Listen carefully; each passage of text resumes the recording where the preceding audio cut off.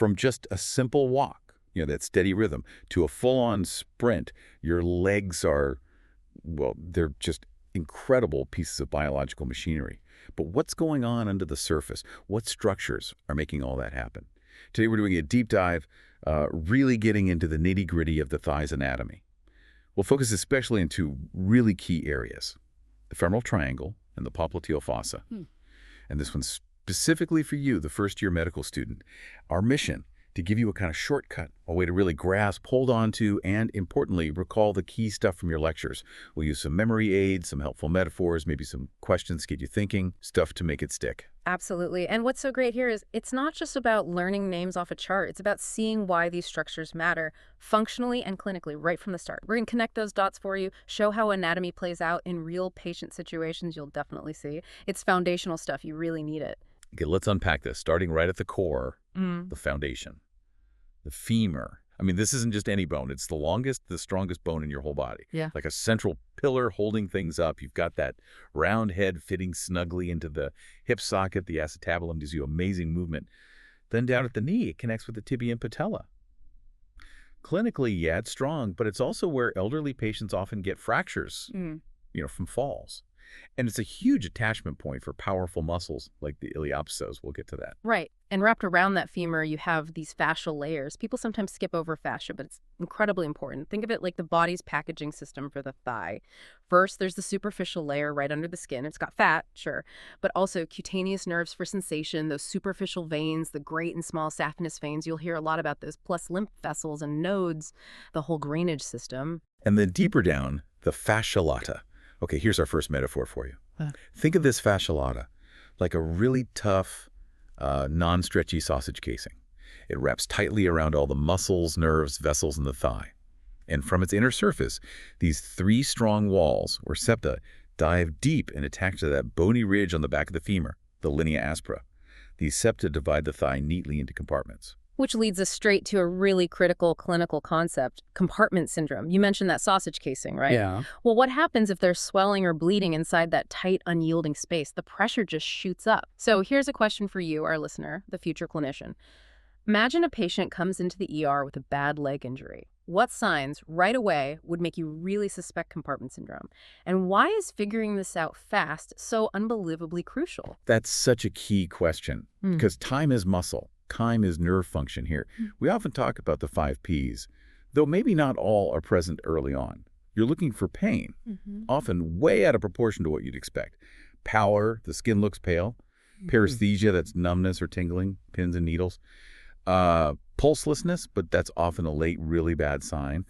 And paralysis, difficulty moving the foot or toes. That intense pressure inside the compartment basically chokes off the blood supply, ischemia. Yeah. That damages muscles and nerves, sometimes permanently. Exactly. And the why it's so critical, we'll come back to the dire consequences in a bit, but the immediate point is you need surgery fast. A fasciotomy, cutting open that tight fascia to relieve the pressure. Precisely. Okay, so we've got the bone, the femur, and its fascial wrapping. Right, the architecture. Now, how does it all get powered up and controlled? Let's talk lifelines, the arteries, veins, and nerves. Yeah, this is where it gets really dynamic. How does this powerhouse limb get its fuel and signals?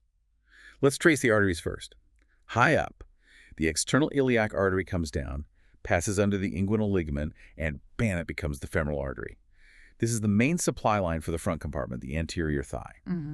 Now, its biggest branch, and this is a really key one to remember, is the deep femoral artery, or Profunda Femoris. Why is it key? It gives off the medial and lateral femoral circumflex arteries.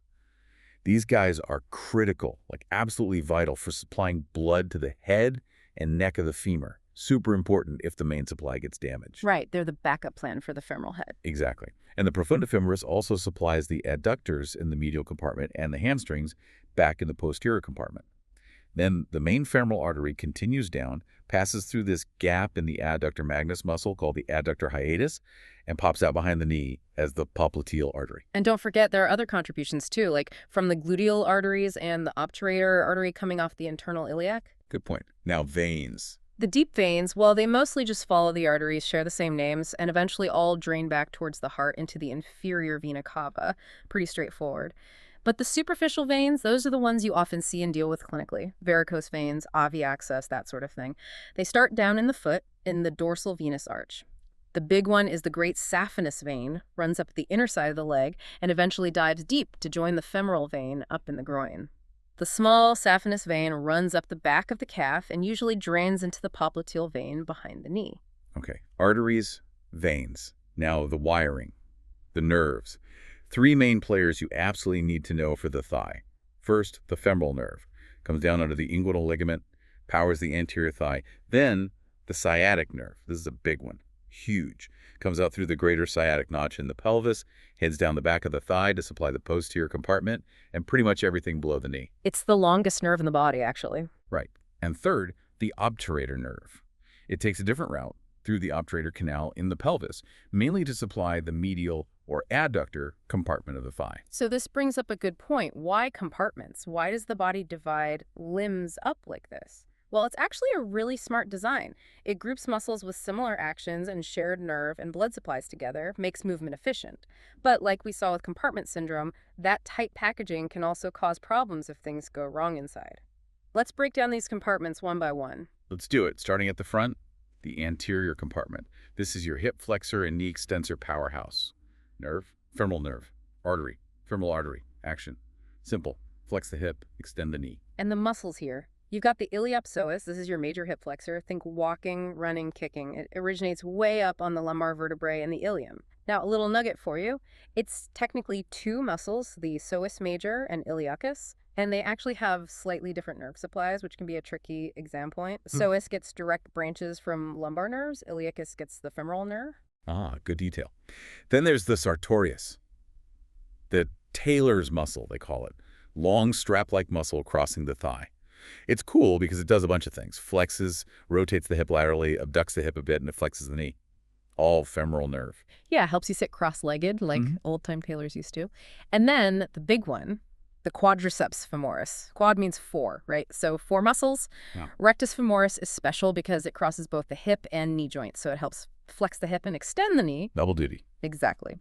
The other three, vastus medialis, vastus lateralis, and vastus intermedius, deep underneath, they're all about powerful knee extension, straightening your leg, all four innervated by the femoral nerve. Okay, moving inwards medially. We hit the medial compartment. This is the adductor team. Their job is pretty much in the name. Main nerve here is the obturator nerve. Arteries are the obturator and the profunda femoris. Action. Pull the thigh inwards, adduct the hip. Yep. Muscles like adductor longus, adductor brevis, and the big adductor magnus. Now, magnus is interesting. It's so big it actually has two parts with different nerve supplies. The front part, the adductor part, gets the obturator nerve like the others. But the back part acts more like a hamstring and gets innervated by the tibial part of the sciatic nerve. Dual innervation, another key point. Good catch. You also have pectineus, sometimes gets femoral nerve supply too, and gracilis in this group. Clinically. Groin strains, very common, especially in sports that involve quick changes in direction or kicking, stretching, or tearing these adductor muscles. Right. Okay, let's swing around to the back. The posterior compartment. This is the hip extensor and knee flexor group. Everyone knows them as the hamstrings. Main nerve, the sciatic nerve, mostly the tibial branch, though the short head of the biceps femoris muscle gets the common fibular branch. Artery, mainly branches of the profunda femoris. Action, extend the hip, like when you stand up from sitting, and flex the knee. The hamstrings group includes biceps femoris on the lateral side, has a long head and a short head. And then semitendinosus and semimembranosus on the medial side. Now, here's a crucial anatomical and clinical point. Almost all the hamstrings, the long head of biceps, semitendinosus, semimembranosus, they all start from the same spot. The ischial tuberosity. That bony bit you sit on. Exactly. And because they originate there, a really sudden, powerful hamstring contraction, like in sprinting, can actually pull a piece of that bone off and avulsion fracture. Ouch. Yeah. And hamstring strains themselves, tears within the muscle belly are super common in athletes. You'll see pain, bruising, ecchymosis in the back of the thigh. Okay, one more muscle to mention, kind of on the side, the lateral aspect. Tensor fascial latae, or TFL. Starts up on the iliac crest and that bony point at the front of the iliacus. Inserts into that tough band running down the side of the thigh, the iliotibial tract. Action-wise, it helps flex, abduct, and medially rotate the thigh. And its nerve supply is the superior gluteal nerve. Right. Which brings us back to a question we kind of hinted at earlier.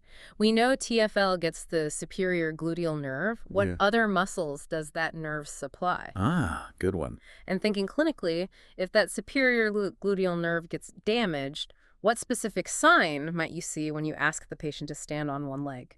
Okay, let's hold on to the answers for just a moment. Yeah. Because first, let's put all this compartment and neurovascular knowledge together and look at those critical junction boxes. Mm. These two regions where lots of important structures pass through, the femoral triangle and the popliteal fossa. First, the femoral triangle. Think of it as the gateway triangle at the top front of your thigh. Mm-hmm. Boundaries are pretty clear landmarks you can feel. Mm-hmm. Superiorly, the inguinal ligament, that line running from the bony point on your hip, ACLS, to the pubic tubercle near the midline. Laterally, it's the inner edge of the sartorius muscle. Medially, the inner edge of the adductor longus muscle. And the floor underneath, it's made of muscles. Iliopsoas on the outside, pectineus in the middle, adductor longus on the inside. The roof is just skin and fascia. Simple enough. Now, the contents. This is where that mnemonic NAVEL really helps you out. Remember it. NAVEL, going from lateral to medial. N is for femoral nerve. A is for femoral artery. V is for femoral vein. E is often thought of as empty space leading into L, the lymphatics within the femoral canal. Nerve, artery, vein, empty space canal, lymphatics, navel. Got it. Clinically, this triangle is huge. You feel for the femoral pulse right here, just below the inguinal ligament, about halfway between the acis and the cubic symphysis, that's the mid-inguinal point. The artery's there. The vein is just medial to it. And that femoral artery is a major access point for procedures, right? Like cardiac catheterization, running wires up to the heart. Though docs often use the radial artery in the wrist now, too. True. But femoral access is still common. And another big clinical anchor here, femoral hernias. This is where a bit of intestine pokes through that femoral canal, that L in navel. It shows up as a lump in the groin, usually a bit below and to the side of the pubic tubercle. And the danger there is strangulation. Because the canal is tight, the blood supply to that piece of bowel can get cut off. That's a surgical emergency, usually needs fixing. Right. So the triangle narrows down at the bottom, its apex points down, and it leads into the adductor canal, which tunnels through the thigh. And eventually opens out posteriorly behind the knee into our second big junction, the Popliteal Fossa, the diamond behind the knee. Yeah, you can really see that diamond shape when the knee is bent. Its borders are muscles again. Laterally, you've got the biceps femoris tendon coming down and the lateral head of the gastrocnemius muscle starting up. Medially, it's the tendons of semimembranosus and semitendinosus and the medial head of the gastrocnemius. The floor is the back of the femur, the knee joint capsule, and the popliteus muscle. Roof is skin and fascia again. And inside this diamond, more crucial stuff, the popliteal artery and vein. Now, here's a clinical pearl. The popliteal artery is usually deep and hard to feel. If you can easily feel a strong pulse back there, you should really suspect an aneurysm, a dangerous ballooning of the artery wall. Good point. Also in the fossa are the two main branches of the sciatic nerve, the tibial nerve and the common fibular or peroneal nerve, plus fat, lymph nodes, and the small saphenous vein ending here. And a common clinical issue back here, a Baker cyst. Ah, yes. That's a fluid-filled swelling, usually from inflammation of a bursa associated with the semimembranosus tendon. Causes tightness or pain behind the knee. Okay, so let's circle back. We asked earlier about compartment syndrome. Why is rapid diagnosis and intervention so critical? Right. It comes down to that ischemia we mentioned, that lack of blood flow caused by the high pressure inside the compartment. Muscles and nerves start to die within hours. If you don't release that pressure with a fasciotomy quickly, the damage can be permanent. Loss of function, chronic pain, even amputation in severe cases. So recognizing it fast, acting fast, is absolutely vital to save the limb. It directly links that anatomical structure, the tight fascia, to urgent clinical action. Makes sense. And what about those other questions? Superior gluteal nerve. Ah, yes. So, besides the tensor fascia latae, the superior gluteal nerve also supplies the gluteus medius and gluteus minimus muscles, key hip abductors. Okay. And if that nerve is damaged, you get a positive Trendelenburg sign. When the person tries to stand on the affected leg, the pelvis drops down on the opposite unsupported side. Because those gluteus medius and minimus muscles can't stabilize the pelvis properly, it shows you just how important those muscles are for walking normally. Wow, okay. So we've covered a lot of ground today, a real deep dive into the thigh. We mapped out the femur, the fascia, the all-important nerves and vessels, the compartments, and these key crossroads, the Mhm. femoral triangle and popliteal fossa. You should really have a solid framework now. Absolutely. And remember, the goal isn't just memorizing, it's understanding how it all works together and how it can go wrong. It's fascinating, isn't it? How the body's design, usually so protective, can sometimes create these vulnerabilities like compartment syndrome pressure traps or the weak spot for a femoral hernia. Every detail matters for diagnosis and treatment down the line. Definitely. So here's a final thought for you to chew on as you keep studying. Think about that fascia again. How its very nature, strong, unyielding, designed to protect and organize, can actually become the point of failure, the source of danger in an injury. What does that paradox tell you about the body's design, maybe its elegance, but also its fragility? And how might thinking about that shape the way you approach patient care, looking beyond just the obvious injury? Keep connecting those dots, keep asking why, and keep diving deep.